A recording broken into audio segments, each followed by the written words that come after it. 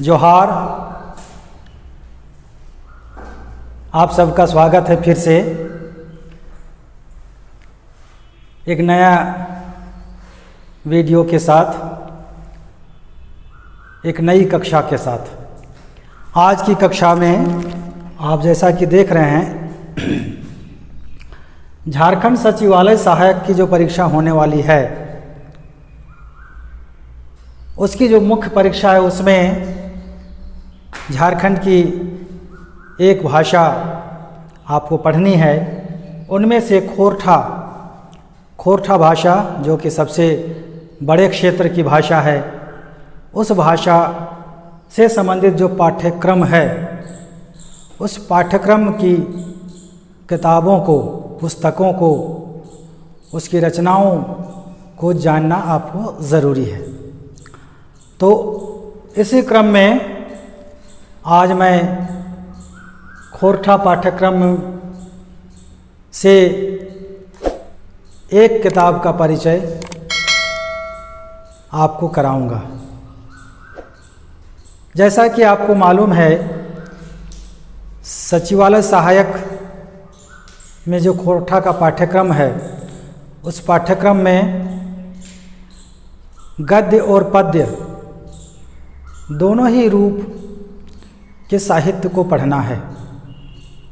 यानी खोरठा का गद्य साहित्य और पद्य साहित्य, और इन दोनों विधाओं में, साहित्य के दोनों रूपों में से कुछ किताबों का नाम दिया गया है जो पढ़ना अपेक्षित है। किताबें बहुत ज़्यादा हैं, रचनाएं भी बहुत हैं। उनमें से जो महत्वपूर्ण किताबें हैं, पुस्तकें हैं, ऐसे पढ़ना तो सबको ही है, लेकिन जिससे ज़्यादा संभावित है उस पर ज़्यादा ध्यान देने की ज़रूरत है, उसे फोकस करने की ज़रूरत है। तो जैसा कि आपको पता है कि खोरठा में पद्य भाग में एक काव्य पढ़ना है। काव्य का नाम है दामोदर कोराई। दामोदर कोराई यानी दामोदर की गोद में, दामोदर की गोद में को खोरठा में दामोदर कोराई कहा गया है। तो दामोदर कोराई, इसको दामोदर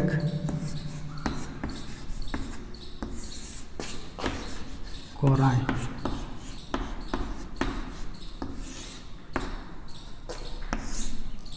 ये है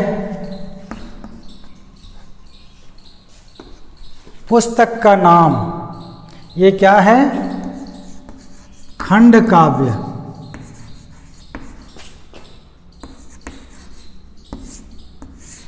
खोरठा में इसको ऐसे लिखा जाता है, खंड काव्य। खोरठा का जो उच्चारण है उस हिसाब से ये बनता है। इसके कवि कौन हैं? कवि हैं शिवनाथ प्रामाणिक।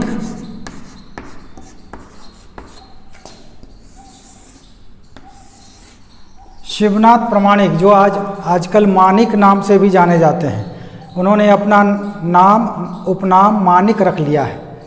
तो शिवनाथ प्रामाणिक का ये बहुत ही चर्चित काव्य है, बहुत ही लोकप्रिय, खोरठा का गौरव ग्रंथ है। तो इस किताब से संबंधित कुछ महत्वपूर्ण बातें आज की कक्षा में मैं बताऊंगा, और किताब की जो अंतर वस्तु है, यानी भीतर में क्या है, उस काव्य के अंतर्गत क्या कहा गया है। चूँकि ये खंड काव्य है, खंड काव्य प्रबंध काव्य का एक रूप होता है। आप अगर काव्य के रूपों को नहीं जानते हैं तो वो भी जानना ज़रूरी है, क्योंकि अगर सवाल पूछ दिया जाए दामोदर कोराई कैसन काय भके, और उसमें 4 ऑप्शन दे दिया जाएगा, प्रबंध काव्य,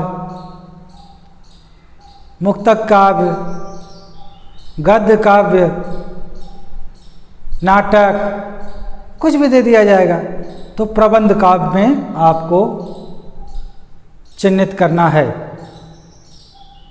क्योंकि ये प्रबंध काव्य है। प्रबंध काव्य के 2 रूप होते हैं, प्रबंध काव्य के 2 रूप होते हैं। यहाँ पर लिखते हैं प्रबंध काव्य के प्रबंध काव्य,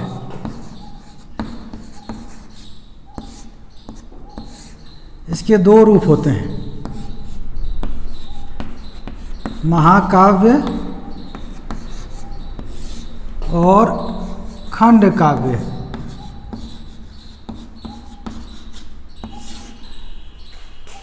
और ये जो होता है प्रबंध काव्य, वो साहित्य का, काव्य का वो रूप है।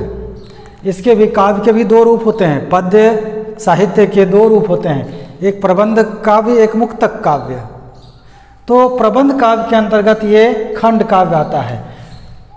इसके 2 रूप हुए, महाकाव्य, नाम से ही जाहिर हो रहा है, महाकाव्य मतलब बड़ा काव्य।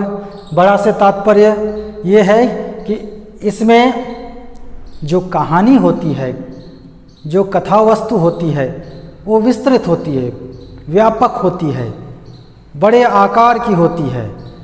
उसमें एक मूल कथा होती है, उसके साथ साथ जुड़ी हुई कथाएं, अनुषंगी कथाएं अनेक होती हैं, और शुरू से अंत तक किसी बड़े चरित्र, नायक या नायिका हो, उसके पूरे जीवन चरित्र को, जीवन संघर्ष को वर्णित किया जाता है।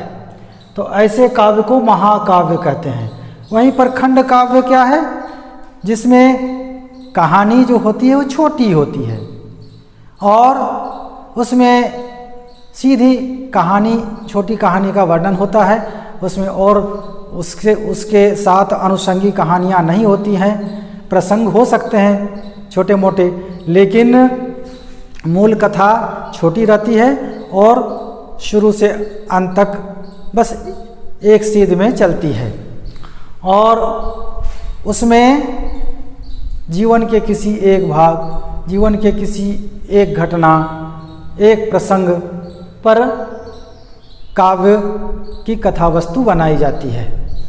तो ये है खंड काव्य, इसलिए कि चूँकि इसमें दामोदर कोराई में जो कथानक है वो पूरा महाकाव्यत्व का रूप नहीं है। उसमें जो नायक नायिका और राजा, इसका वर्णन है, प्रसंग इसमें भी थोड़े बहुत हैं, लेकिन मूल कथा बहुत विस्तृत डाली शाखाएं उसकी नहीं हैं, इसलिए वो खंड काव्य के अंतर्गत आता है। तो दामोदर कोराई खंड काव्य है। क्या है? खंड काव्य। इस बात को ध्यान में रखेंगे, सवाल पूछा जा सकता है इस तरह का। अब इसमें देखिए कवि कौन है, ये तो आपको याद करना ही है। प्रत्येक किताब के रचनाकार का नाम जानना है आपको, जो भी पाठ्यक्रम में शामिल हैं उनमें से ये जो दामोदर कोराई नाम का खंड काव्य है, प्रबंध काव्य है, प्रबंध काव्य के अंतर्गत खंड काव्य, तो ये इसके रचनाकार हैं शिवनाथ प्रमाणिक। तो इससे जुड़ी जो महत्वपूर्ण बातें हैं, जो स्मरणीय तथ्य हैं, याद करने योग्य बातें हैं, उसको इस प्रकार हम यहाँ पर चिन्हित करके आप लोगों के सामने प्रस्तुत कर रहे हैं। पहला तो ये शिवनाथ प्रमाणिक का पहला प्रबंध काव्य है। शिवनाथ प्रमाणिक जी ने 2 प्रबंध काव्य लिखे हैं। कौन कौन? तो दामोदर कोराई और दूसरा मचगंधा। मचगंधा को उन्होंने महाकाव्य के रूप में प्रकाशित किया है। तो दोनों ही प्रबंध काव्य हैं, महाकाव्य हो चाहे खंड काव्य हो। तो दामोदर कोराई उनका पहला प्रबंध काव्य है। इसकी रचना कब, प्रथम प्रकाशन कब हुआ है इसका? 1986 में, 1986 में प्रथम प्रकाशन, द्वितीय प्रकाशन 2019 में, 2019 में इसका दूसरा प्रकाशन, पृथ्वी प्रकाशन नई दिल्ली, और इसके वितरक झारखंड झरोखा रांची है। तो ये दोनों बातें याद रखेंगे। पहला प्रकाशन कब हुआ था? तो 1986 में। इस दामोदर कोराई में जो कथानक है, यानी कहानी जो उसके अंदर में है, वो कहानी जो बनाई गई है, उसमें कवि ने इतिहास और कल्पना दोनों का बहुत ही सुंदर मिश्रण किया है। इतिहास यानी ऐतिहासिक तथ्य भी हैं इसमें, इतिहास को उन्होंने आधार लिया है। जैसे मौर्य वंश जो मगध साम्राज्य था, वहीं से मौर्य वंश का एक वंशज वो यहाँ आकर, झारखंड में आकर, दामोदर के नदी के किनारे वो अपना साम्राज्य स्थापित करता है, अपना गढ़ बनाता है, किला बनाता है, और वहीं से साम्राज्य खड़ा करता है झारखंड के उस क्षेत्र में जिस धरातल पर ये कहानी बनाई गई है, दामोदर कोराई की कहानी। तो ये इतिहास और कल्पना का समन्वित रूप है। इस रचना में दोनों का सुंदर मिश्रण है। अब ऐतिहासिक तथ्य क्या है? तो ऐतिहासिक तथ्य है चचगांव गढ़। चचगांव गढ़ नाम की एक जगह है, वो है दामोदर नदी का जो पुल है, जो बोकारो और धनबाद को जाने वाले जो सड़क है, उस सड़क में दामोदर नदी पर पुल है, वो तेलमोचो पुल कहा जाता है उसको।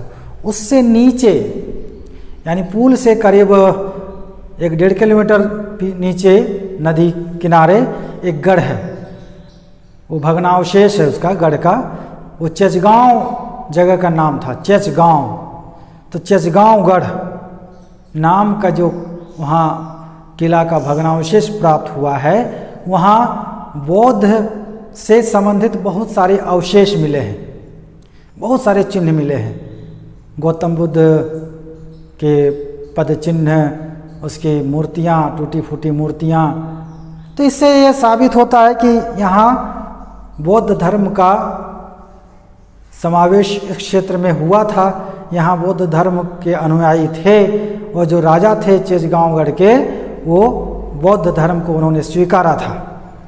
तो इस आधार पर इन्होंने एक कल्पना की कि किस तरह झारखंड में आए वे लोग और यहाँ साम्राज्य स्थापित किया, और यहाँ के जो मूल निवासी थे झारखंड के, यानी उस क्षेत्र के जो यहाँ के मूल निवासी आदिवासी, उनके साथ संघर्ष भी हुआ, क्योंकि यहाँ अलग तरह की समाज व्यवस्था, शासन व्यवस्था थी, अलग तरह की जीवन शैली थी, अपने में मगन रहने वाले, प्रकृति के साथ जीवन का इनका साहचर्य संबंध था। और इसके बाद ये लड़ाई भिड़ाई जानते नहीं थे, क्योंकि इनकी लड़ाई किससे? प्रकृति के उपादानों से, वही जंगली जानवरों से या प्राकृतिक आपदाओं विपदाओं। हालांकि झारखंड में वैसी भीषण प्राकृतिक आपदा होती नहीं थी, अभी भी नहीं होती है उस तरह की। तो इस तरह से सीधे साधे लोग थे यहाँ के, और अपनी संस्कृति, अपनी जीवन शैली के साथ ये जी रहे थे। तो वे लोग किस तरह आए और यहाँ किस तरह से उधर मगध की संस्कृति को यहाँ स्थापित किया, साम्राज्य विस्तार किया, फिर नए तरह का राजतंत्र कायम किया, और एक नया वातावरण बना यहाँ। तो इसी बात को उन्होंने समझते हुए एक बहुत ही रोचक कहानी बनाई है। उसी कहानी को काव्यात्मक रूप में, पद्यात्मक रूप में प्रस्तुत किया है, दामोदर कोराई खंड काव्य में शिवनाथ प्रामाणिक जो कवि हैं इसके, उन्होंने।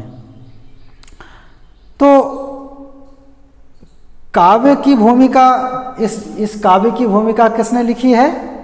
ये जो सुंदर काव्य है, बहुत ही मर्मस्पर्शी, रोचक और विचारों से भरपूर, भावनाओं से गुंफित, कई तरह के उतार चढ़ाव भी हैं।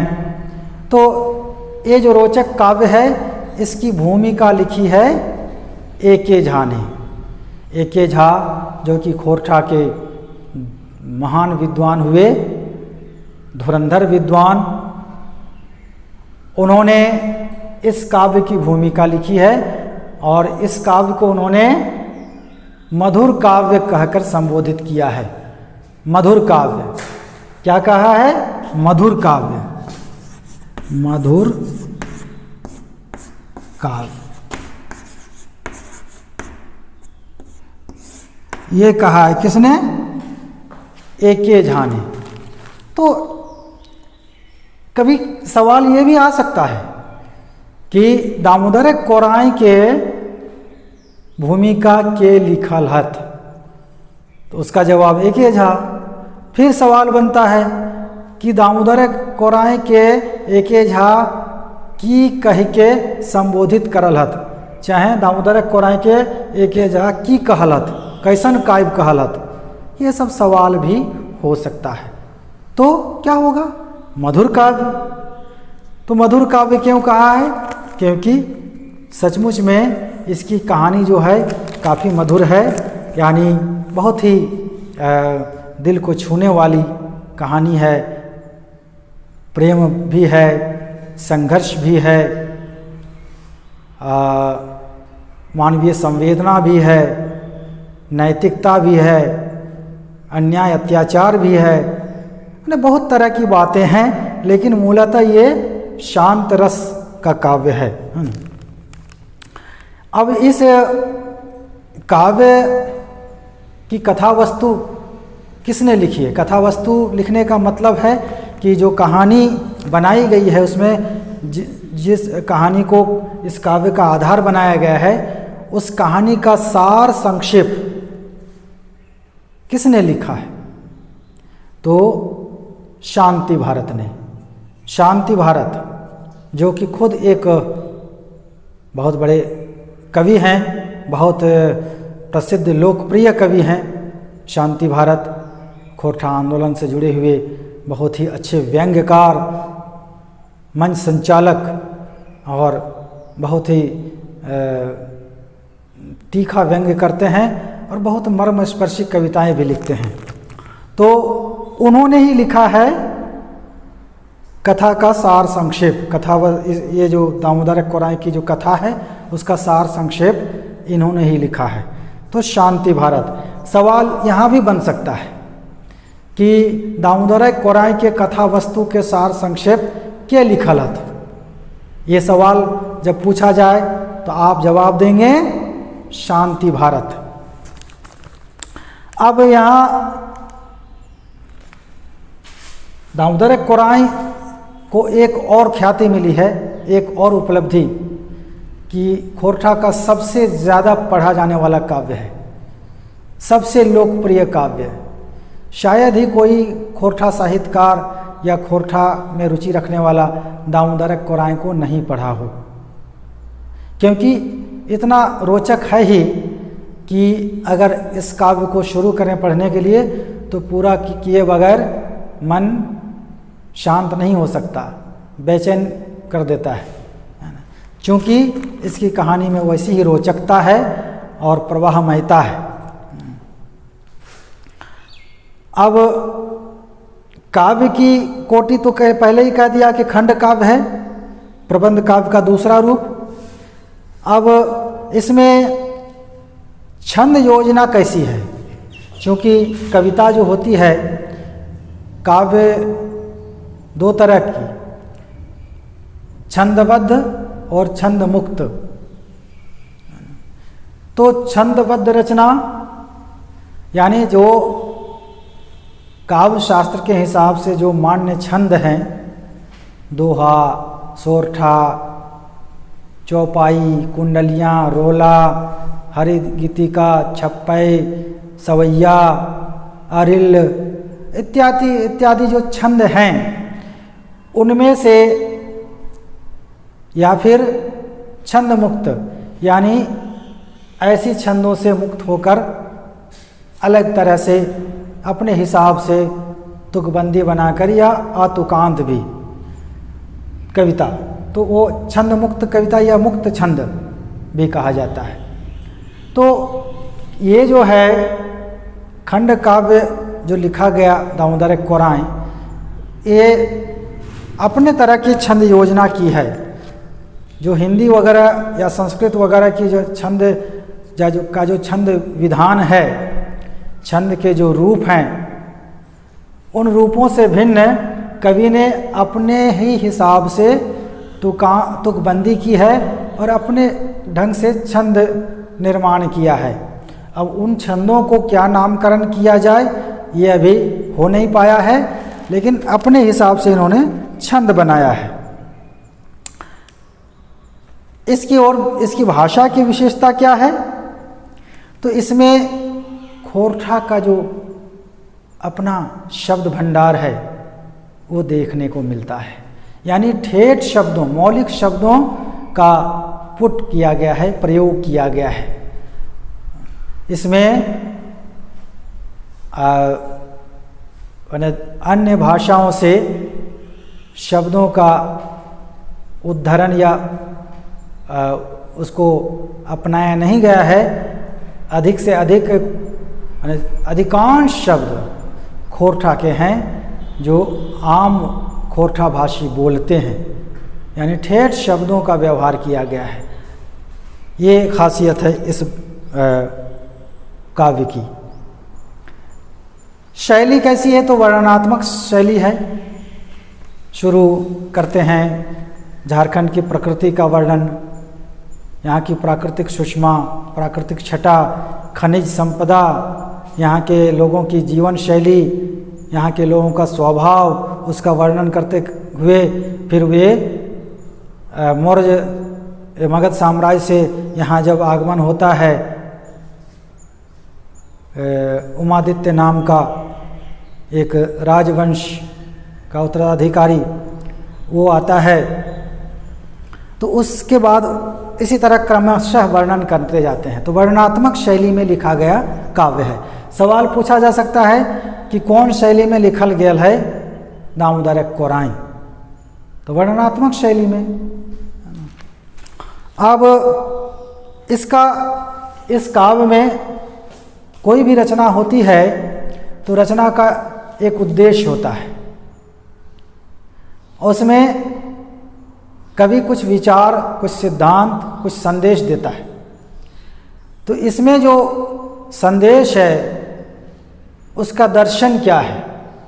कौन से दर्शन को कवि ने अपने काव्य में लेकर चला है, समाहित किया है?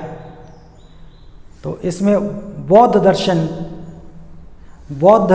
दर्शन को ही इस काव्य का उपजीव्य विषय बनाया है।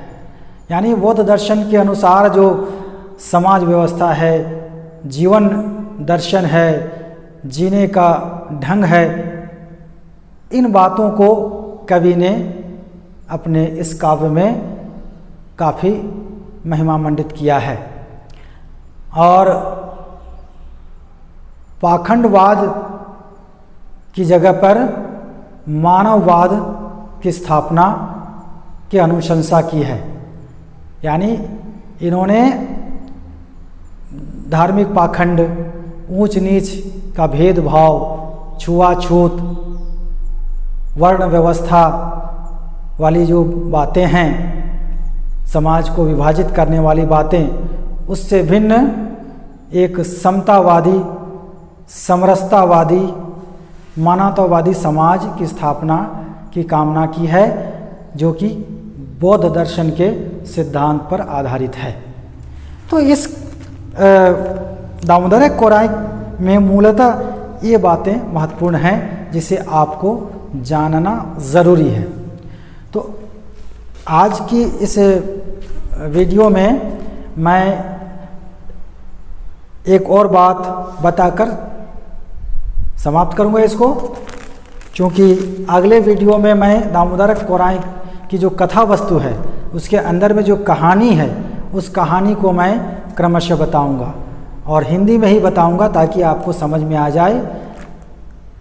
खोरठा में तो लिखा गया है इसे, तो खोरठा में एक एक पंक्ति को पढ़ाना संभव नहीं है, मैं उसके सार संक्षेप को हिंदी में बता दूंगा और ताकि उससे संबंधित कुछ भी सवाल आए तो आप सही सही जवाब दे सकें।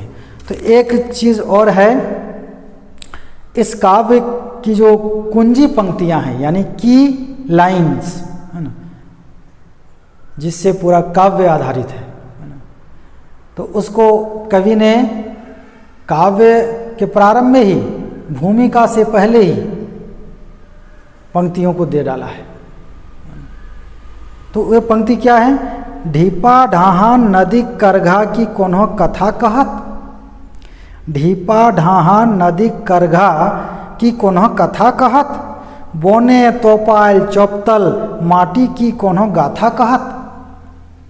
ये दो पंक्तियां पूरे दामोदर कोराई का समझिए बुनियादी पत्थर है, ये चाबी है, इसी से खोल सकते हैं पूरे काव्य के महल को। तो इसका मतलब क्या हुआ? ढीपा ढाहन नदी करघा, यानी ढीपा ढाहन का मतलब हुआ टूटी फूटी भग्न, यानी पूरी तरह से नष्ट विनष्ट हुआ। नदी का करघा मतलब नदी का किनारा, क्या कोई कथा कहेगी? नदी का किनारा कोई कथा कहेगा? बोने तोपाल चौपतल माटी की कोनो गाथा कहा, जंगल के भीतर दबी हुई जो मिट्टी है उसके अंदर क्या कोई कथा है? कथा छिपी हुई है? वास्तव में नदी के किनारे ही अनेक सभ्यताओं का विकास हुआ।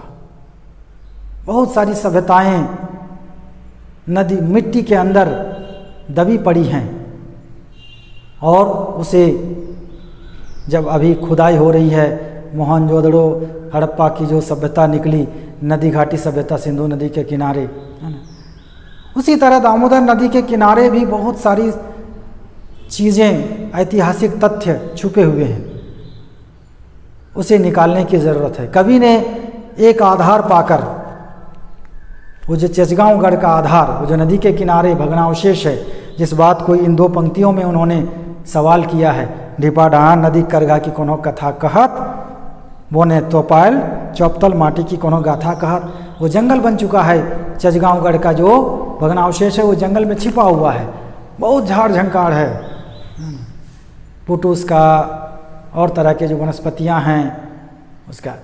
तो इस तरह वहाँ ये सारी चीज़ें जो ऐतिहासिक तथ्य दबे पड़े हैं तो अपने आप में कहानी कह रहे हैं, है ना? तो सही में वो गाथा है, वो कथा है। तो उसी गाथा और कथा को इन्होंने एक कल्पना के सहारे यहाँ पर खड़ा कर दिया है। तो ये दामोदर कोराई का संक्षिप्त परिचय है। आज की वीडियो मैं यहीं समाप्त करता हूँ। मुझे विश्वास है कि इस वीडियो से आपको बहुत कुछ जानकारी मिली होगी इस कक्षा से, उसका आप लाभ लेंगे। और भी कुछ सवाल अगर आपके मन में होगा तो आप ज़रूर मुझसे कमेंट बॉक्स में पूछेंगे। धन्यवाद।